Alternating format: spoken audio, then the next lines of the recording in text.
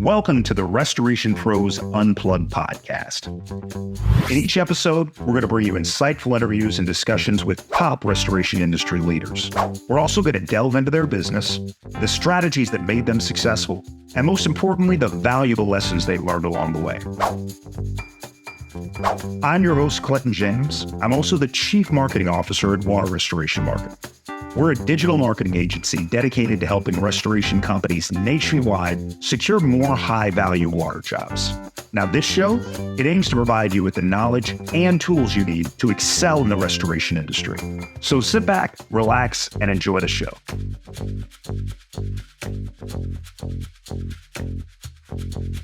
Hello, everybody, and welcome back to the Restoration Pros Unplugged Podcast. I am your host, Clinton James. I'm the Chief Marketing Officer with Water Restoration Marketing. It's my pleasure today to be joined by Bobby Thomas. Bobby, thank you for joining. Oh, thanks for having me. So Bobby is the CEO of Extreme Services. They're a phenomenal restoration company located in Birmingham, Alabama. You've created a multiple seven-figure restoration company, but you've done it a little different than a lot of the other clients that I work with. You've done it by leveraging probably the three most polarizing letters in restoration, TPAs. Everybody's got an opinion on them, and I'd like for us to have you share yours. Before we do that, though, Bobby, kind of introduce yourself, your company, and kind of give us a breakdown of the services, the restoration services that you guys currently offer. Yeah, absolutely. So I'm the CEO of Extreme Services. We're primarily a mitigation restoration company. So we don't do any reconstruction services. We primarily do water mitigation, fire mitigation, motor mitigation. We also offer other services such as air duct cleaning, carpet cleaning, and things of that nature as well too. That's kind of what our core service, line would be in our company. How long have you guys been in business? I've actually been in business in totality since 2011.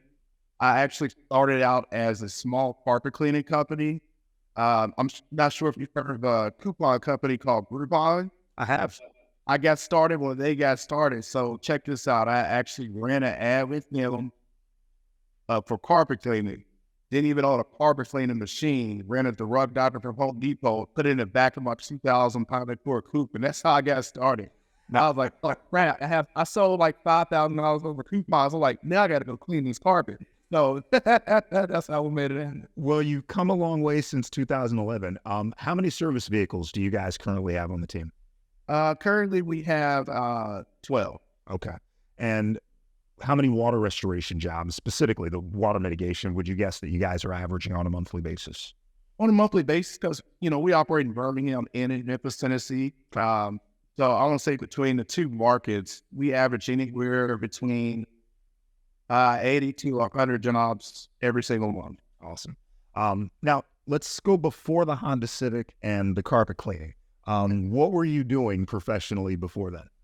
Believe it or not, man, I actually used to work for Marriott Corporation up in Washington, D.C. Okay. I was actually was an assistant director of finance for Marriott. So, having the ability to have the customer service and the ability to serve others, it has served me greatly in my company, because that's something that we see sometimes in restoration companies. You have just the average contractor coming to the table, but you don't necessarily have that customer service side of it, to where you get that best, the best touch with the customer, and being able to give the best presentation you possibly can. Makes sense. So you made the leap into doing carpet cleaning initially. What made you pivot and change course and start adding restoration services? Be honest with you, when we started doing carpet cleaning was okay, but, I was the struggling carpet cleaner. We would do online marketing, we would get jobs in, and we even got a few commercial accounts, but I never seemed to be able to get over the hump financially where I wanted to be with carpet cleaning. And that's when I started looking into different avenues of how can we make more money? How can we generate more revenue? How can I get into a higher ticket item job versus carpet cleaning? If you're doing a $300 job in carpet cleaning, that's like the holy grail. In carpet cleaning versus in mitigation restoration, you're able to do between $2,500 and $500 is your average water damage ticket. Now, when did you actually start doing water mitigation? Water mitigation, we went 100% in 2018. Okay. Now, I don't know, some states require IICRC certification, some states do not. You operate in both Tennessee and in Alabama. Do those require IICRC certification? Well, it's not necessarily the state requires them. Okay. Insurance companies require it. Okay. So regardless in what state, if you're in Alabama, Tennessee, Georgia, if you're working with any major insurance carrier on a TPA program, you need to have, a WRT, ASD, and in some cases, depending on the carrier, even AMRT certification. Okay. All right. Now, going from carpet cleaning now to multiple seven figures in restoration business, there's a bunch of different ways to do that, right? I own an agency that focuses on digital marketing. So we help our restoration companies get in front of homeowners, business owners that have some kind of emergency water damage going on at the time. And we do that through Google, right? Running paid ads. You've taken a different approach to growing your business, and you've done it through TPAs. For those of you who don't know, TPAs, third-party administrators, it's very polarizing. Some people think that they are a great source of business that really can keep their technicians busy nonstop with a good flow of consistent work. Some folks will or don't look so fondly on doing that TPA work. So talk to me a little bit about your first experience getting into TPAs and why you've chosen that path as a kind of a way to grow and scale your business. Yeah, absolutely. So my first TPA was with Code Blue. They're now AccuServe. Okay. So my initial experience with them was, what the heck did I just do? Just be honest with you. You go do a water mitigation job. You write the estimate. The estimate is $5,000. It goes to AccuServe, and your invoice is $1,500. And you're wondering, why is that invoice $1,500? And I know we did the work. So what I didn't know when I first got started was AccuServe has a pricing system unique to themselves, unlike other TPAs, where it's just a percentage. And that my price point was not where it needed to be at. So they actually got a much larger cut of the invoice than what they should have gotten, in my opinion. So, throughout, the time of that first instance, and even my second is, I got really excited when I got my first fire mitigation job. In fact, I thought I hit the, man, I did a job, $17,000, quickly became public. Invoice got knocked down to $7,000. I'm like, what in the world? Well, these are the real well, I don't want to say misconceptions because they were accurate in this case. Right. These are some of the challenges that restoration companies face when they're trying to make the decision whether they want to go the TPA path. So for those who aren't really familiar with TPAs, kind of talk about their role and what they do working with the homeowners and the insurance companies themselves. Yeah, absolutely. So TPAs, as you said before, are third-party administrators. So what the TPAs do, they have relationships with the insurance carriers, whether it's Allstate, Morgan, State Farm, so forth, and so on.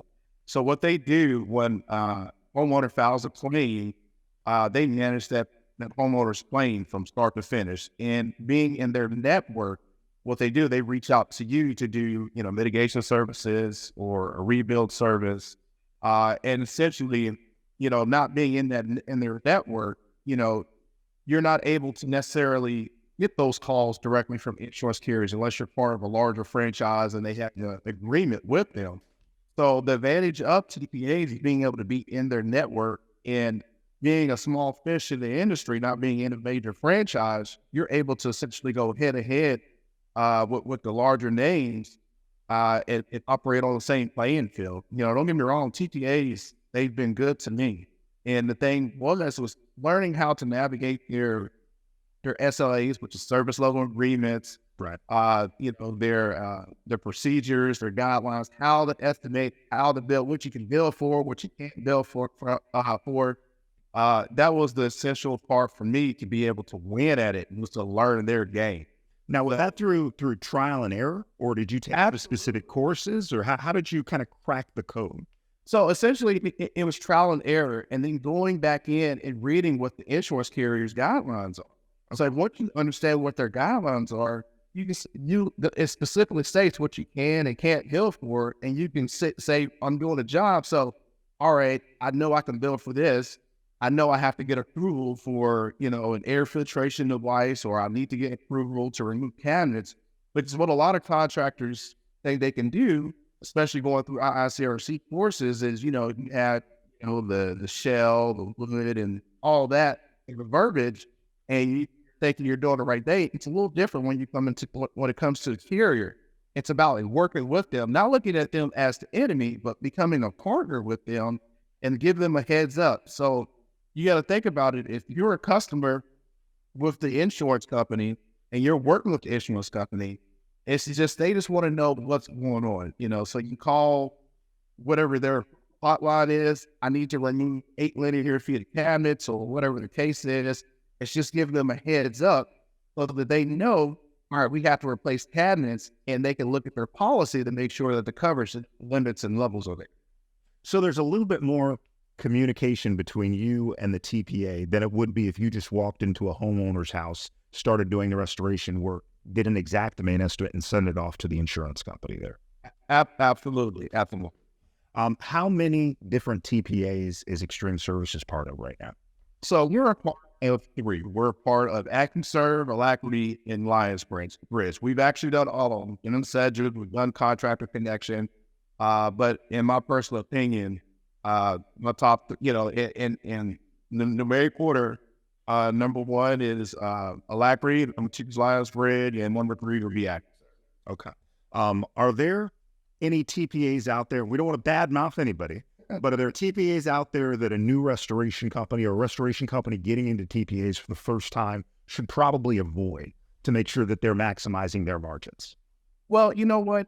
The thing is, I wouldn't say necessarily avoid a TPA, because it's hard to get on with TPAs in the first place. There are financial requirements. There's years of business requirements. So this is not an easy process. Sometimes you have to grab the low-hanging fruit just to get your foot in the door, if you can be eligible for a different TPA when that time comes. Essentially, that's what happened to me. When I got started, I didn't have the time requirements, the financial requirements, but I was able to get on with Cold Blue at the time and began to build my business, and also began to apply for other TPAs as my financials began to grow, time of business began to grow, and that's how we began to work.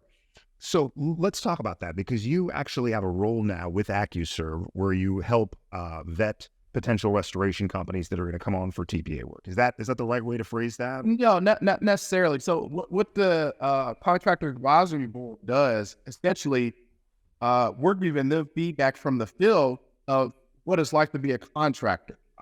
What is working in the field? What's not working in the field? What are some of the best practices that we're doing that we can do to make AccuServe better as a TPA? Not necessarily to vet them, because they have their own recruiting department.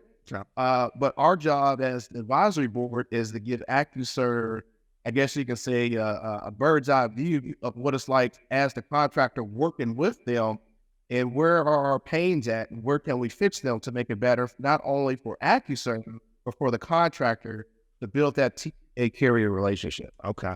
All right. Now, you mentioned that there are certain requirements a restoration company must meet before they're even eligible to join these TPAs. So can you walk through some of the more standard ones with companies like Alacrity or AccuServe? What are the boxes that a restoration company needs to check before they go out and apply to be part of those TPAs? Yeah, absolutely. I mean, first thing they're going to look for, they want to make sure that you have some sort of experience in the industry. They want to see that you have your WRT, which is your water restoration certification. Like I said, it also depends on the carrier. With Alacrity, if you're going to do State Farm, you also have to have ASD certification. If you're going to do Liberty Mutual, they want your AMRT certification, which is the mold certification. But just getting started, very minimum is WRT certification. You're also going to want to have your national lead certification. Depending on your state, you may be required to get the state lead certification. Alabama, Georgia, Mississippi, I know require it. Tennessee, a state that I'm in, they just require the national lead certification. Another thing that you will need that's very important is your general liability insurance. Most of the TPAs and carriers will require you to carry a minimum of $1 million in aggregate general liability, and also an umbrella. To mitigate the umbrella, I would say just carry about 2 to 3 million in general liability, pollution liability, workers' comp, commercial auto liability, Bailey's. And what your Bailey's does, that covers if, anything is broken or stolen from a home. That's kind of where the homeowner is protecting that right there.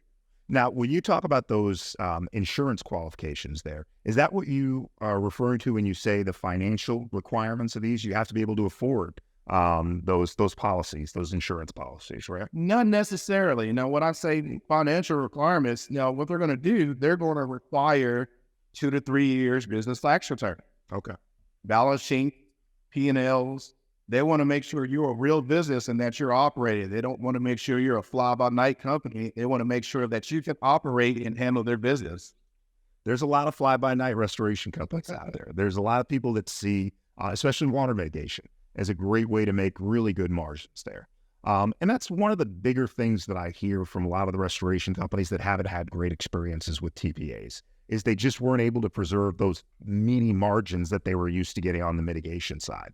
Are there any specific best practices that you can point out to for Alacrity or AccuServe, things that that you do that allows you to really maximize those margins on jobs? Yeah, absolutely. I mean, of course, we're billing at Exactament. Each thing that you do has alignment. So I think I've given you an example before. A lot of restoration companies are so used to doing what they want to do. We call it throwing spaghetti at the wall and hoping it sticks. And in TPA world, you can't do that. It has to be a legitimate billing line item, what you're actually doing. Theoretically, you can bill and put it into your estimate, but we call it fluff. We're an extremely ethical company. We're going to put in exactly what we're doing. As far as increasing margins and profitability, in my personal opinion, if you're doing what you need to do, the numbers will take place and you'll get what you need on the job without putting the fluff in the job. It's just that I think so many contractors have just gotten used to being able to put so much fluff in invoices, and I call it the get rich overnight mentality. And it just doesn't work like that. The TPAs, they provide stability, they provide constant flow of work. If you do right by them, they'll do right by you, because it's a matter of just communicating with them, requesting for certain approvals. Like I gave you the example before of removing cabinets. If you call and request approval for that cabinet and you give them a legitimate photograph of why it needs to be removed, they're not going to tell you no. They're going to say, absolutely, go ahead and do it. And you can bill for that versus just going in and tearing it up and do whatever you want to do in a customer's home. Okay. Let's talk about it from a scaling standpoint. That work that comes in from the TPA works. Once you're on, you've proven yourself, you've got a good relationship with that TPA. That's a really scalable model. I mean, it's not necessarily dependent on the ebbs and flows of digital marketing or anything else that you're doing. You're going to get a consistent flow of work coming in from that TPA to the point where a person like yourself that has multiple technicians, multiple service vehicles, you don't necessarily have to worry about keeping those guys busy consistently because you know what kind of work you're going to get month in and month out. At what point were you able to scale from having 3 or 4 service vehicles? Was it getting on to multiple TPAs, or kind of what was that point where you were really able to double down and increase the number of technicians and service vehicles that you had? Yeah, I want to say when I was able to get onto my second TPA, probably around year 2.5, we actually been in a position to where we were able to scale at that point. We were, like I said, working in Birmingham, and me just being an entrepreneur and business guy,